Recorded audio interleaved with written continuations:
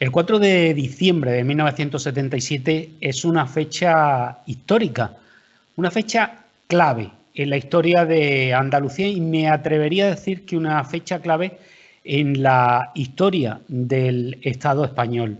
¿Qué tiene de importante esa fecha? Pues desgraciadamente no podemos decir que hay que acudir a los libros para saberlo, porque en los libros de texto escolares, ese día, en el mejor de los casos, ocupa una línea o línea y media. Y como decía, fue determinante. Fue una manifestación antes de que existiera la Constitución. Fue una manifestación antes de que hubiera autonomía. Fue una manifestación todavía bajo las leyes de la dictadura franquista. Fue una manifestación en la que se exhibió una bandera y exclusivamente esa bandera antes de que tuviera ningún reconocimiento institucional. Es decir, fue clave. Pero eso, como digo, apenas ocupa una línea o línea y media en los libros de texto de los escolares a día de hoy. Hoy tenemos la ocasión de hablar con una persona también clave en aquella época, Rafael San Martín. ¿Qué tal? ¿Cómo estamos? Buenos días. Aquí estamos, aguantando al COVID y todas estas cosas. Claro, me voy a permitir tutearle porque Rafael San Martín es periodista, por lo tanto es colega. Y bueno, como digo, fue una persona clave porque desde Averroes, Instituto Andalusí, Estudios Andalusíes, fueron los que impulsaron esa manifestación. Y bueno, pues realmente gracias a él y a ese primer entorno tuvo lugar todo esto de lo que vamos a hablar. A ver, Rafael, ¿cómo fue, o mejor dicho, cómo fue que decidiste poner en marcha esa manifestación? ¿Por qué? ¿Qué ocurría? ¿Cuál era la situación del momento? Sí, mira, éramos pocos en Averroes. Averroes Estudios Andalusí era un grupo que se había formado un año y pico antes, hablo de antes del 15 de junio del 77, y habíamos intervenido fundamentalmente en cuestiones de patrimonio, fundamentalmente de medio ambiente. Pero éramos andalucistas antes que nada y lo reconocíamos y lo proclamábamos muy a gusto. Entonces, nosotros vivíamos en una especie de asamblea permanente. Teníamos un local, allí iba cada cual cuando tenía tiempo, cuando se lo permitían sus estudios normalmente, porque la mayoría eran estudiantes, y entonces acudíamos cada cual cuando podíamos y hacíamos las cosas que íbamos programando en las reuniones periódicas. Entonces, en una de esas reuniones periódicas que conseguimos juntarnos casi todo el grupo de los de Sevilla, porque teníamos gente en Sevilla, en Constantina había más gente que en Sevilla, en Huelva había un par de ellos, en Málaga había 3, en Granada 1, en Jaén 2, otros 2 o 3 en Córdoba, en algunos pueblos también había algunos miembros sueltos. Entonces reunidos, y entonces no teníamos estos medios que tenemos ahora para podernos comunicar entre todos, estuvimos viendo qué hacer porque ya había pasado las elecciones generales del 15 de junio. Inmediatamente después de las elecciones generales en todas las comunidades, los diputados electos y los senadores se habían reunido y se habían constituido en asamblea de aquella comunidad o de aquella región, como se llamaba entonces. Sin embargo, en Andalucía no. Andalucía tuvo reunión en Almería, en Cádiz, en Antequera, en Jaén, en Granada, y no se decidía nada.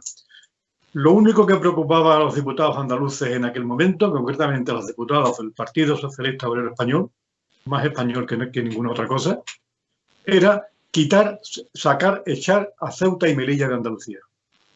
Y el motivo era muy claro. Ceuta tiene un diputado y Melilla tiene otro. Con esos 2 diputados, la UCD, el partido que entonces gobernaba, tenía un diputado más que el PSOE. Sin esos 2 diputados, el PSOE tenía un diputado más que la UCD y consiguieron sacar a Ceuta y Melilla de Andalucía. Por ese solo motivo. Y eso llevó a 6 o 7 reuniones. No se preocupaban de nada más.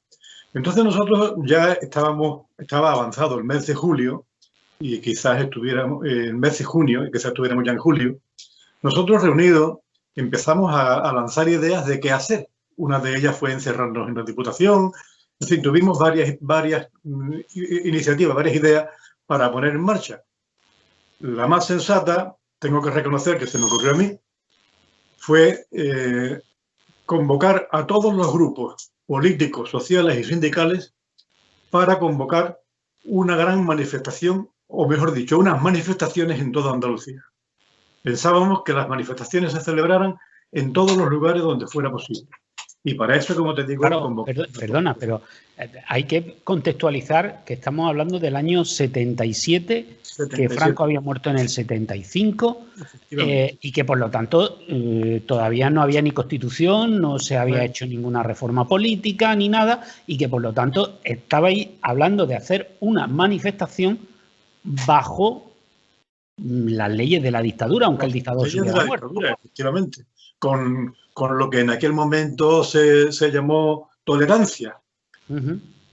Las cosas no estaban permitidas, pero se hacía la vista gorda. Es decir, no se ordenaba a la policía que interviniera en contra de las manifestaciones. Simplemente era eso, había tolerancia, la tolerancia que proclamó Adolfo Suárez. Entonces, como te digo, convocamos a todas las organizaciones que pudimos, acudieron todas, excepto UCD y PSOE. Nos reunimos 40 organizaciones, o sea que nos vimos 100 personas aproximadamente, porque además de los partidos políticos estaba la Junta Liberalista, estábamos nosotros como convocantes, Averroes, había varios grupos culturales, estaba la Asociación Juan 23 de Córdoba, estaba el Club de Artesos de Huelva, en fin, estábamos, ya te digo, en total casi 100 personas, con una particularidad. No hubo una sola discusión, no hubo un solo enfrentamiento. Aquello fue realmente ejemplar, una seda. Todos hablábamos, todos opinábamos y todos aportábamos, que era lo más importante. Porque allí no había ningún protagonismo. Allí lo que se buscaba era qué hacer para llamar la atención, para que los andaluces se levantaran y para que el gobierno y los que no nos echaban cuenta nos tuvieran en cuenta. Claro, perdona, porque lo que se estaba en ese momento en Madrid, vosotros percibíais que en Madrid se estaba preparando una constitución en la que, de nuevo, como se hizo en la Segunda República, como también se hablaba en la Primera, como ha sido una constante en la historia, pues determinados pueblos querían tener autonomía dentro del Estado, ¿no? Y veíais que eso estaba pasando con Cataluña, que estaba pasando con el País Vasco, que otras regiones se iban organizando y que Andalucía, que sí había estado a un paso de obtener su autonomía en la Segunda República, en esta ocasión estaba dormida. Pues mira, se estaban organizando ya Asturias, Aragón, Valencia y Canarias. Ya estaban dando pasos en ese sentido. Es más, yo hice, antes de todo esto, a finales del 76, hice una serie de entrevistas a todos los líderes de los partidos políticos que estaban en Coordinación Democrática, que era el organismo unitario en contra del franquismo, para acabar con las leyes y con el régimen del franquismo. Entonces, en esas entrevistas quedaba claro, y las tengo grabadas todavía, tengo a buen recaudo, por supuesto, en esas entrevistas los líderes de los partidos que siempre hemos llamado y que siguen siendo centralistas, como el PSOE, como la UCD en aquel momento, los menos centralistas eran la democracia cristiana y los carlistas. Pues esos líderes nos decían que Andalucía no tenía nada que la diferenciara de Castilla, que Valencia sí tenía una personalidad, pero Andalucía ni eso. Y nos lo decían, ya te digo, lo tengo grabado, desde Alfonso Guerra, que era el más combativo en contra de una posible autonomía de Andalucía, hasta cualquier otro, tanto a nivel de Estado en Madrid como a nivel de autonomía en Andalucía. Entonces, eso lo teníamos claro. Sabíamos que los partidos políticos no querían, no es que no la persiguieran, es que no querían que Andalucía tuviera autonomía propia. Claro, por eso teníamos que poner más fuerza. Precisamente esa sería la razón por la que todos los partidos acudieron a nuestra convocatoria, excepto la UCD y el Partido Socialista Obrero Español. Total, en la segunda reunión, viendo que aquella gente no respondía, pusimos una fecha. Y entonces Manuel Ruiz Lagos propuso, Manuel Ruiz Lagos, el historiador, propuso que esa fecha fuera el 15 de octubre. Y nos dijo, el 15 de octubre es el aniversario de la pacificación de Andalucía del general Pavía. Ese fue el día en que Pavía hizo a los andaluces besar la frontera. Ese acto ignominioso, esa humillación, que al mismo tiempo, sin darse cuenta, nos estaba dando un mensaje. Existe una frontera entre Andalucía y España. Y el mensaje nos lo daba el vencedor, el general Pavía, el invasor. Era un día significativo. Un día clave, sí. Un día clave. Pero había varios partidos que seguían insistiendo porque decían que PSOE y UCD debían estar. Y se alargaron las reuniones. Entonces, después de todas las reuniones anteriores que he citado al principio, decidieron hacer una el día 12 de octubre en Sevilla. Pensamos llevar un mensaje a los diputados que se reunían en la Diputación Provincial, y entonces fuimos tres personas, iban más, pero íbamos 3 personas, de las cuales entramos 2 en la Diputación, para llevarle una carta a los diputados pidiéndoles que fueran ellos los que convocaran la manifestación. Que nosotros lo que queríamos era que se diera la manifestación, que no queríamos protagonismo, pero que fueran ellos mismos los que la incentivaran y los que la llevaran adelante. No nos recibieron. Entonces un vendedor de la Diputación, que era amigo personal, me dijo, dámela que yo se la hago llegar. Y efectivamente se la hizo llegar. Cuando salimos de la Diputación, después de 15 o 20 minutos en las esperas y en las discusiones y eso, cuando salimos de la Diputación, las 3 personas que se habían quedado en la puerta se habían convertido en más de 20. Era la gente que pasaba y los veía con una bandera Andalucía, preguntaban y se quedaban allí. Salimos, les contamos lo que había pasado. Inmediatamente después salieron los diputados a tomarse un refrigerio. Y la gente, no la gente de Averroes, ni la gente de izquierda, ni la gente de Liga Comunista Revolucionaria, la gente que había llegado casualmente y había visto aquello, abuchearon a los diputados. Entonces, al día siguiente, salió una foto en el periódico alfabético que se edita en Sevilla, diciendo que éramos los batasunes andaluces, que no teníamos educación y no sabíamos comportarnos. Esa foto está guardada, claro, y además está en el archivo, está tanto en la hemeroteca pública como en la hemeroteca del propio periódico. El caso es que ya por la tarde, a última hora, ellos vieron una cosa clara. Vieron la reacción espontánea de la gente en la calle, vieron que aquello seguía adelante y que el 15 de octubre ya estaba demasiado cerca. Faltaban 3 días. Ya para el 15 de octubre no se podía hacer. Lo habíamos aplazado para poder hablar con ellos. Entonces pensaron que si no se convocaba la manifestación, si ellos se quedaban fuera, iban a quedar tal como son delante de la gente. La gente iba a descubrir que aquellos partidos que tenían diputados y que por lo tanto tenían representantes de los andaluces, no estaban representando a los andaluces. Y entonces cogieron y decidieron convocarla a ellos.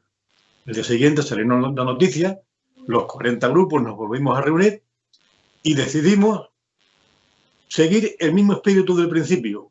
Y el espíritu era trabajar para que hubiera una manifestación, para que quedara claro que Andalucía no es ni la última ni la primera, que Andalucía es Andalucía y que tiene el mismo derecho que cualquiera a tener sus instituciones y sobre todo a tener sus instituciones con una idea clara, porque no queríamos una autonomía porque sí, queremos una autonomía para aprovechar nuestras minas, para aprovechar nuestro campo, para aprovechar nuestra industria, para potenciar nuestra industria, para recuperar nuestra cultura, Y esas eran las ideas que habíamos imbuido, las ideas que habíamos programado, que habíamos proclamado ante la gente cuando les pedíamos que apoyaran esa manifestación por la autonomía.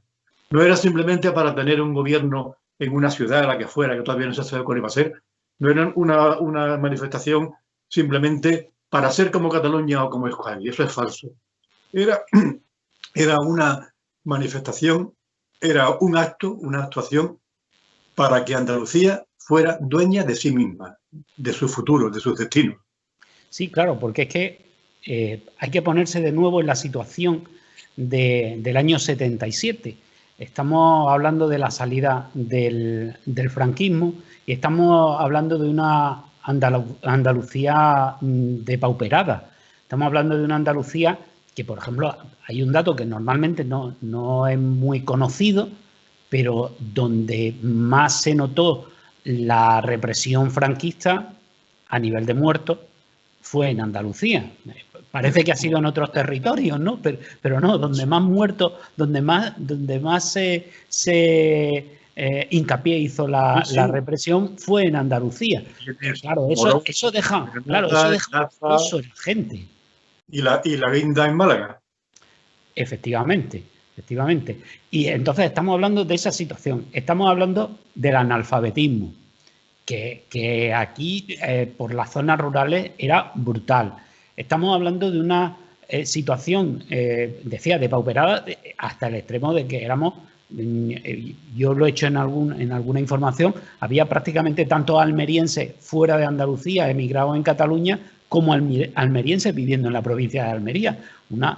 Si eso lo llevamos al resto de provincias, es decir, la inmigración era habitual, y precisamente esos andaluces que vivían en Madrid, que trabajaban en Madrid, que trabajaban en Barcelona, que trabajaban en Euskadi, se sentían rechazados. Es decir, el andaluz por sí mismo se sentía rechazado en Castilla, en Cataluña, en Euskadi, tal. Es decir, todo eso iba en ese pozo de los andaluces aquel 4 de diciembre de 1977. Hemos visto siempre imágenes de esas grandes manifestaciones, pero claro, hubo provincias, yo viví la de Granada, pero hubo provincias en las que hubo más gente y provincias en las que hubo menos gente. ¿A qué atribuye que hubiera, bueno, pues un poco esa desproporción entre unas provincias y otras? ¿Un tema de conciencia o sencillamente coyuntural, político? Hay varios motivos. El principal, a mi entender, es la densidad de población. Claro. No se puede pedir lo mismo a Sevilla, con 700.000 habitantes que tenía entonces, la ciudad, más la conurbación, que no era tan grande como ahora, pero que era importante ya, que a Huelva, que en aquel momento tenía 90.000. O sea, era poco más del 10%. No se le podía pedir la misma participación. También es cierto que el cinturón de Sevilla y a una distancia prudencial había una serie de pueblos grandes, pueblos que entonces eran grandes. Hoy quizá no lo sean tanto, porque algunos han crecido mucho. Pero teníamos Écija con 40.000 habitantes, Utrera con 50.000, Dos Hermanas con 60.000, Alcalá con 50.000 y otros. Entonces es normal que en unas localidades hubiera más cantidad de personas que en otras. También es cierto que el nivel de conciencia no era el mismo. Pero también es cierto que, volviendo a lo que he dicho antes, hay zonas más densas, no solamente ya por número de población, sino por cantidad de poblaciones, y zonas más abiertas, más rurales. Claro, en las zonas más rurales, donde los pueblos están más lejos unos de otros y son más pequeños, es más difícil concentrar un número similar. Pero lo que sí está claro es que proporcionalmente el número de los manifestantes fue casi acorde en todos los sitios. Es cierto que donde hubo mayor cantidad y mayor densidad de manifestantes fue en Sevilla, pero también hay que tener en cuenta las circunstancias que he dicho hace un momento. Si hay más conciencia en unos lugares que en otros, pues mira, no lo sé.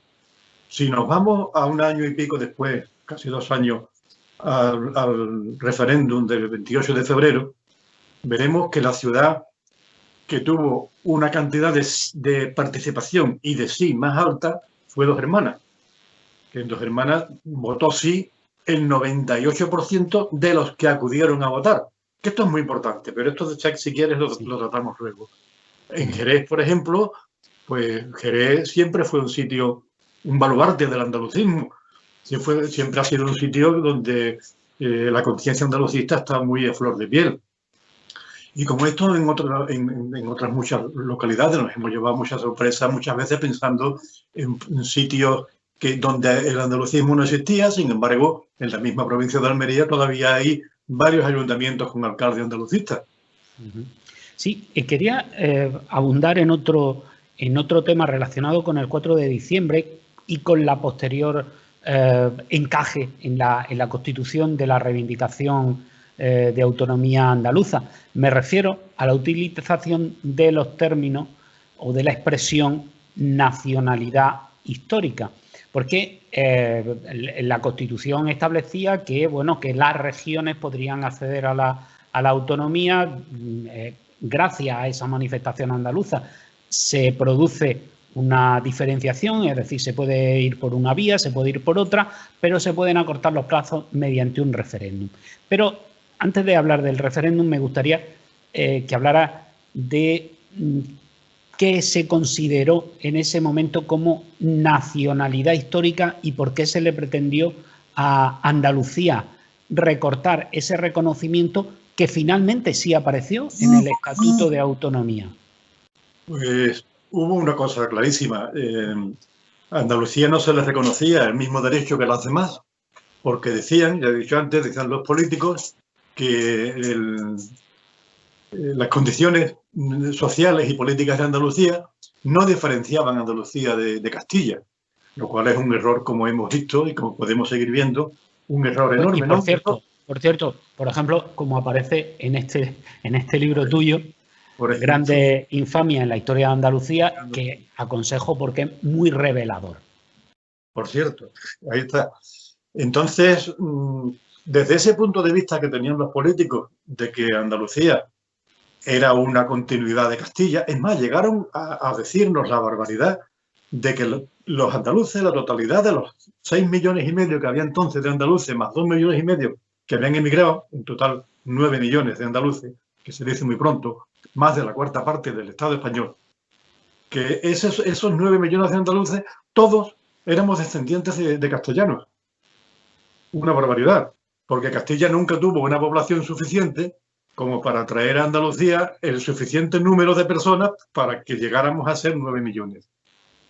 O sea, era algo que se decía sin pensarlo, sin analizarlo, sin haber estudiado, sin tener ni zorra idea de lo que se estaba diciendo.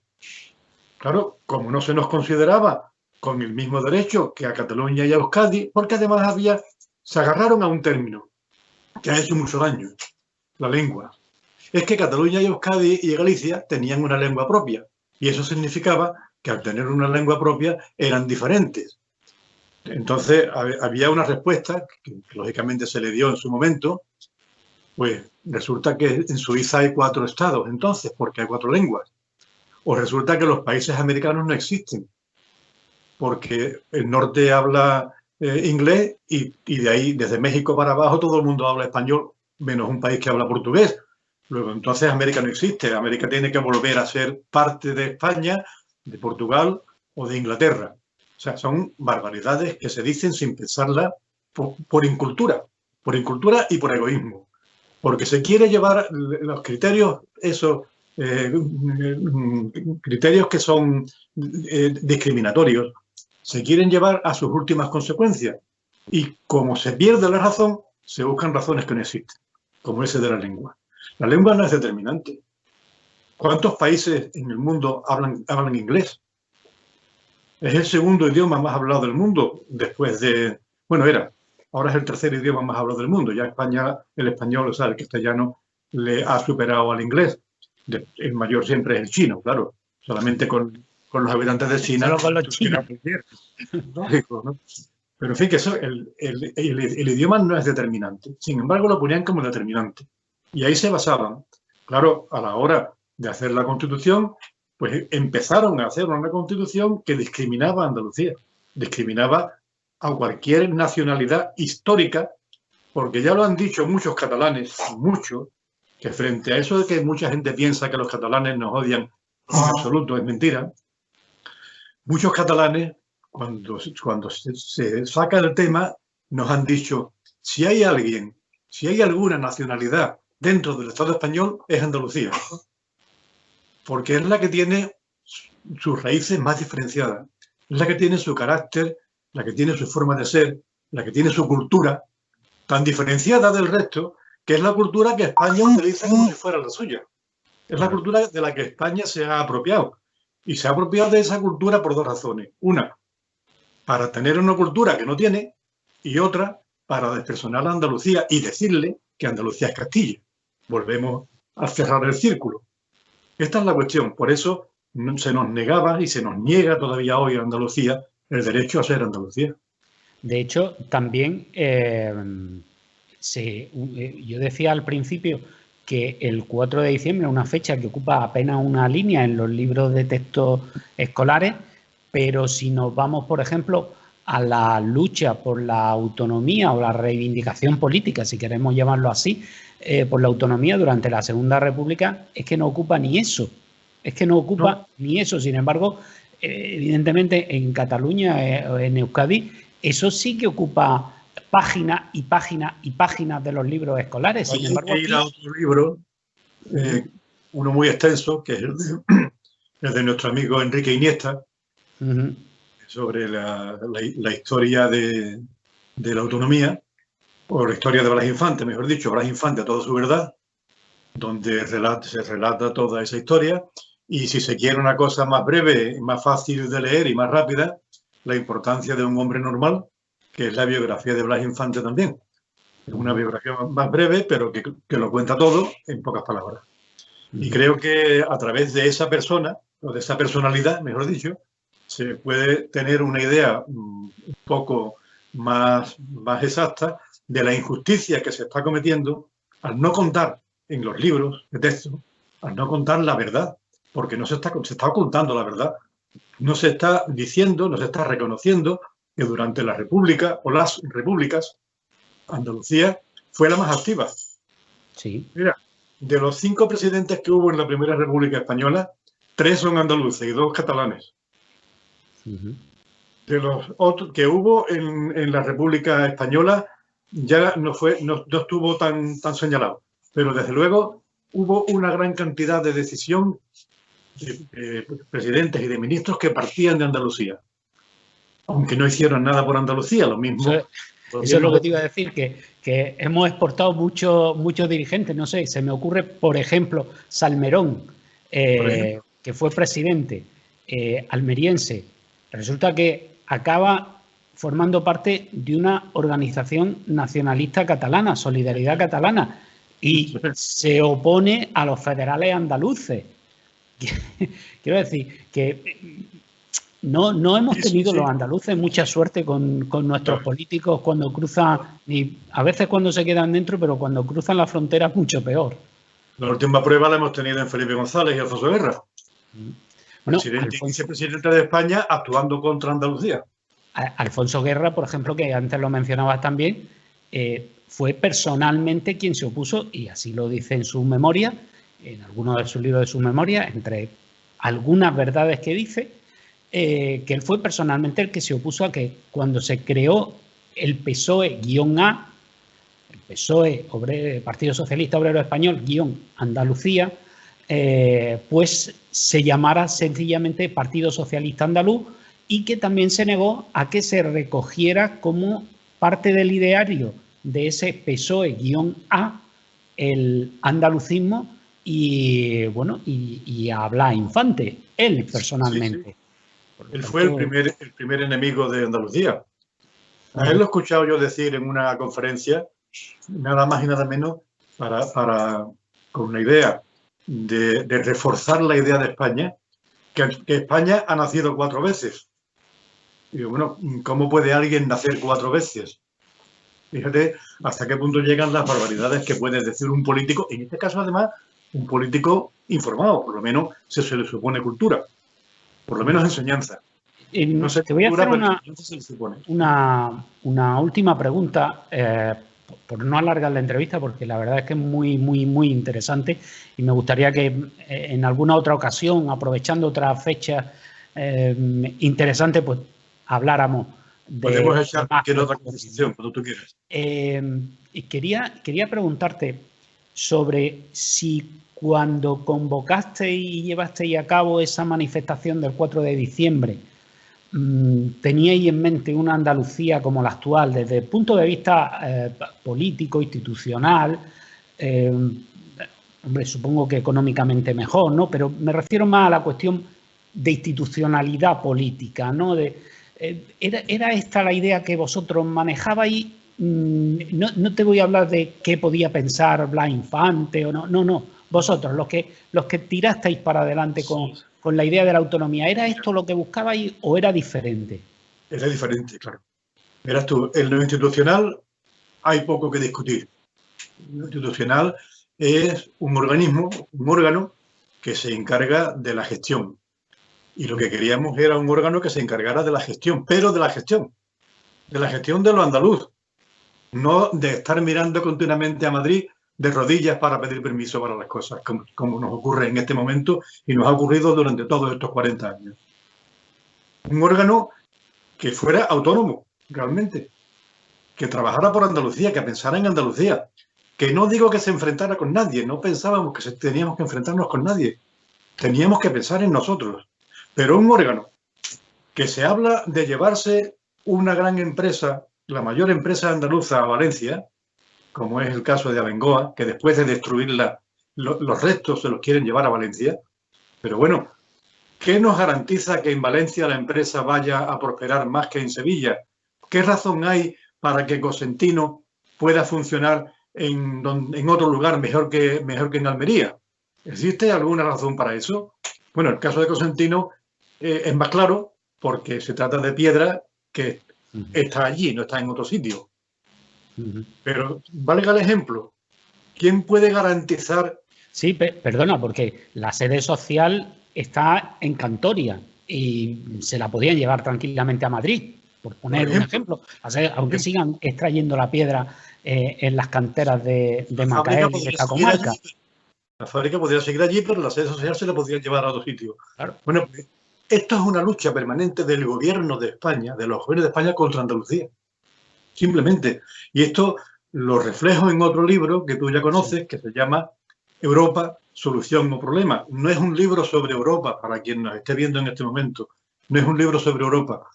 Es un libro sobre cómo España y Europa tratan a Andalucía. Por eso lo de solución o problema. Para Andalucía, ¿qué es Europa? ¿Una solución o un problema? Bueno, hay una frase... Que se contesten. Hay una frase de Blas Infante que seguro que recuerda cuando dice que España es el amo que Europa le puso a Andalucía. Esa es una frase muy fuerte y muy significativa, ¿no? También dice Blas Infante, la liberación de Andalucía en España será la liberación de España en el mundo. Sí, por último, ya sí que te dejo. ¿Qué sientes cuando en el Parlamento andaluz, a día de hoy, hay una diputada, precisamente por Almería, que después de irse de Vox está en Falange, habiendo sido los falangistas los que mataron a Blas Infante, cuyo busto está precisamente en el Parlamento andaluz, y también gracias a Blas Infante y a otros muchísimos, ¿no? Pero existe el Parlamento, existe la autonomía y existe el escaño y el sueldo de esta señoría. Hombre, hace unos años, bastantes años, hubiera sentido decepción, ya no. Ahora siento coraje, rabia, todo lo que te puedas imaginar. No digo soberbia porque no me gustaría serlo, pero coraje y rabia, por supuesto, porque es inconcebible que una persona de Andalucía pueda pensar tanto en Madrid, pueda pensar tanto en el centralismo, pueda sentar tanto en aquello que más daño le ha hecho a Andalucía durante toda la historia, desde la conquista. Mira, Andalucía fue conquistada, o sea, Almería fue conquistada al final del siglo XV, pero Sevilla fue conquistada a principios del siglo XIII, 200 años antes. O sea, llevamos sufrido más todavía, porque hemos sufrido la sangre de una conquista y las sangres en plural que vinieron después. Porque después vino la Alpujarra, después vino el caballero Tairalor, vinieron las rebeliones de las Benibéticas, vino la lucha de Rafael Pérez del Álamo, vino la Gloriosa, vino el beso a la frontera, en fin. No voy a recitarlo todo, que está en mis libros y en otros. Pero toda esa sangre que hemos sufrido los andaluces, ¿cómo es posible que no les duela a algunos andaluces? Es que es inexplicable. Pues muy bien, pues muchísimas gracias, Rafael San Martín. Si me permites, quisiera añadir una cosa. Intento ser breve si puedo. Nos han engañado en tantas cosas que también nos engañaron en la manifestación del 4 de diciembre. Nos dijeron que 2 millones de andaluces habían salido a la calle, o casi 2 millones, es mentira. Fueron casi 4. Mira, yo he hecho una medición exacta del espacio que ocupaba la manifestación en Sevilla. En Sevilla, de donde dijeron 200.000 personas, había no menos de 350.000.